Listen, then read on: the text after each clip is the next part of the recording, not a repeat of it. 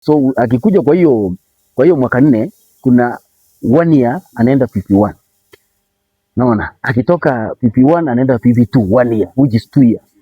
So kitambo sasa anaenda the other class grade 1 ndio atakuwa sasa na mwaka 6. Habari ya mwalimu. Safi sana. Nimefurahia kukuona leo. Asante. Nasema mwalimu akitafutwa kuna mambo lazima aseme ya kuelimisha jamii. Nitambulishe kwa maybe mwenye anakuona leo mara ya kwanza. Mimi kwa majina mimi naitwa Sarif Joseph. Mimi ni mwalimu by profession. Pia mimi napenda kutetea mwananchi. Sasa leo nimesema wacha nitafute mwalimu. Kuna mambo 1 2 3 nimeona kuna challenge kubwa sana huku nje. Unaweza kutembea hivi.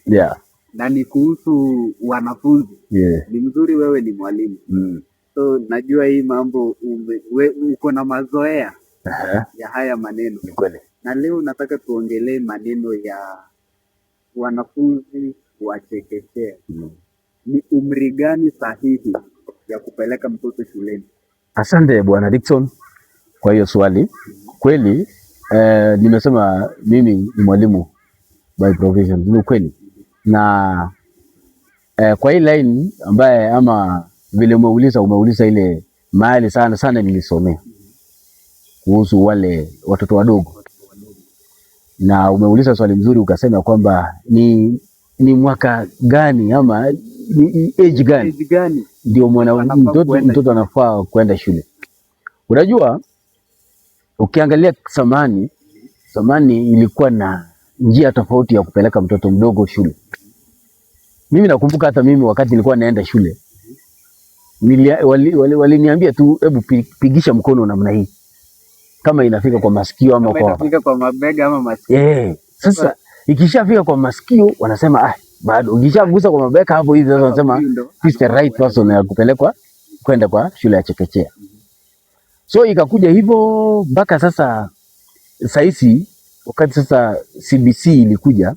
Wacha turudi nyuma kidogo. Umesema ulikuwa unapitisha mkono kwa kichwa. Ukishika kama bado inakwama hapo kwa masikio bado hujatosha. Ikifika kwa mabega inatosha. Ilikuwa inafanya hiyo wakati hiyo ndio ilikuwa uliona kabisa hii ilikuwa inafanya vizuri ama ulikuwa unaona ilikuwa disadvantageous kwa watoto wengine?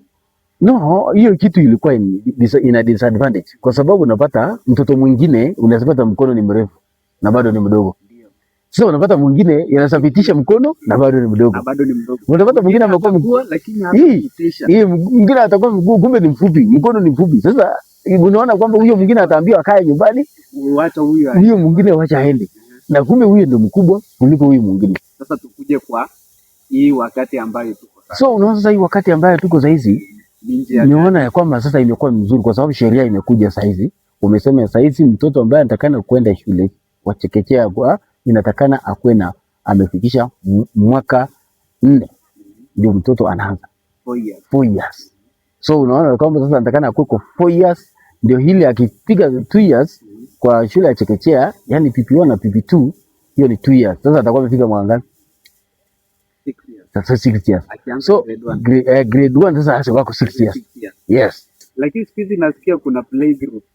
No, play group ilitolewa. Ama play group ilitolewa. So wenye wanaendesha kwamba play group. That's why walisema kwamba mtoto atakana aende kwa 4 years. Hiyo ni kumaanisha hakuna ile mtoto ati. Unajua sasa play group ilikuanga tu sana watu walikuwa wanachukulia advantage wale wafanyikazi wako na shughuli wanapeleka watoto huko shule. Ni kama sasa kindergarten.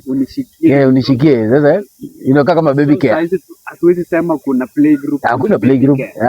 Kuna sasa hizi tu that's why serikali iliamua kusema kwamba miaka lazima ikuwe 4. Hiyo mambo ya baby groups sijui nini malizia nyumbani. Kitambo mtoto afike huko anakuja tu fresh, mtoto at least akili imekoma. Si ile unaleta baby group. Ameshika maneno na hizo ndaendelea. That's why iko na madarasa mawili. So akikuja kwa hiyo mwaka 4 kuna 1 year anaenda PP1. Naona akitoka PP1 anaenda PP2 1 year which is 2 years. So kitambo sasa anaenda the other class grade 1 ndio atakuwa sasa na mwaka 6. Uko na uhakika kwamba wazazi wetu kule mashinani wanajua hili sheria ama kama iliwahi fanyiwa ile kitu inaitwa awareness, iliweza kuwafikia sensitization. Yeah. Yes. Kwa sababu hata mimi pia huwa nafunza shule za mashinani huko, na unapata tu wale watoto unapata kwenda kuwafunza, unapata their age yao imepita. Unaletea mtoto ambaye anatakana akue grade 3, anaanza PP1. Unapata mtoto analetwa anataka aanze PP1, anatakana akue grade 5. Sasa unapata kwamba kule nje hawaelewi, na huyu mtoto ameletwa anafaa kuwa grade 3, ameletwa aanze PP1. Yes. Ni jukumu gani huwa mnachukua kama walimu kusema tutasaidia aje huyu mtoto amechelewa, kwa sababu atafika hiyo grade 1 kama amepitia, kama alikuwa na age yake ilikuwa inafaa kuwa grade 3 akakuja PP1. Yes. Amwezi sema wacha tusongeshe tu huyo anzie huko, inategemea. Sasa hapo sasa huwa inategemea na capability. Kuna ile tunasema ya kwamba assessment. Una assess mtoto kwanza, unaangalia, unaweza angalia vile kama ni mtu anaweza capture. So that's why unasema huyu anaweza kuwa na capture, wacha aende anasema like. So kuna assessment tunafanyia. Kazi tukienda mashinani huko kuna watoto hawajaanza. Yes. Na wako maybe wamefikisha 6 years, 7 years, hawajaanza hiyo PP1. Yes. Na sio kwamba wazazi hawajui. Yeah. Hakuna information imefikia kule mashinani kwamba watoto wanafaa kupelekwa shule. Hapo tunasema ni makosa ya nani? Makosa ni ya mzazi, makosa ni ya mwalimu, makosa ni ya serikali. Na hapo tumuondolee lawama mzazi.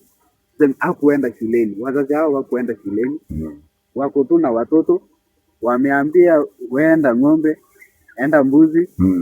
Shule hata sijui Nancy wangu weenda tu, tutajua mambo ya shule. Sijaona. Mimi siwezi nikablame, I can't blame the parents. Mimi na blame government. Kwa sababu kitambo sheria wakati ilitungwa hiyo mambo ya change of curriculum, hawakuwa na hiyo muda. Serikali iwe ya national na ama ya county hawakuchukua hiyo muda kufanya ile sensitization kwa wazazi. Walileta tu hiyo CBC, wakasema hiyo CBC ina roll hivyo bila wazazi kujua. Sasa the only thing ile niko nasema sasa ya kwamba sasa mimi nalaumu serikali kwa sababu hawajakuwa na hiyo forum ama kusema kwamba sasa kwa sababu hii kitu ni new, wacha tuende kule reserve, tuingie kule mashinani, tueleze wale wazazi ya kwamba hii kitu inakuja na. So unapata kwamba hiyo naye serikali walifail upande ule. Kwa sababu kulingana mimi kama mwalimu sijai ona ikifanyika upande. Na sijai sikia, kwa sababu hata unasikianga watu wakiendaga forums, wanasiasa wakiendaga wao viongozi wetu wanaendaga tu, lakini sijai ona siku moja wakisema kwamba wazazi pelekeni watoto shuleni wakiwa na hii mwaka. Hakuna, ni mambo yao tu tofauti ndio wanaweza kuona. So wajawahi fanya hiyo sensitization. Ingekuwa tu vizuri kama vile saizi unaona kama hii mambo ya kura. Unaona tuko kadi. Unaona sasa vile walifanya sensitization mpaka hata wanasiasa wenyewe wanaenda ground kwenda kumobilize. So unaona kwamba sasa viongozi wetu hawajakuwa na hiyo mentality ya kufanya nini? Ya kwenda kufanya sensitization kwa wale wazazi wetu hawajaenda. Wakati ulianza na wakati wa sasa, watoto walikuwa wanaongezeka kwa numbers ama wanapungua. Maybe for example last year ulikuwa na watoto 70. Next year watoto wanakuwa 80 ama 100 ama wana reduce. Hiyo algorithm inaenda aje? Kwa reserve ina fluctuate. Kuna hiyo kuongezeka, kuna kureduce. Kwa sababu unaelewa kama sisi ambao tuko mashinani upande, unaelewa tu ya kwamba kuna changamoto mingi sana. Kama upande wa reserve kuna mambo mingi, kwa sababu watoto huwa wanapenda sana kukuja shule wakati wanasikia kuna chakula. Wakisikia kwamba kuna feeding program imekuja shule, sasa time unapata watoto wanakuja shule. Na chakula ikiisha unapata number tena ina reduce. So kuna hiyo fluctuation of numbers ama watoto hiyo population ya watoto ina reduce because of naitoka nini ile si battery sana. Si battery ni chakula. Ili sababu watu wanasaa. Watu wanasaa. Lakini sasa shida watoto wako wengi. Lakini sasa shida tu ni chakula. Alafu sana kuna hii migration, sasa zingine watu wana migrate, unapata zingine watu wamehama kama upande huu tuko sasa, unapata watu wengine wanasikia wameenda Uganda.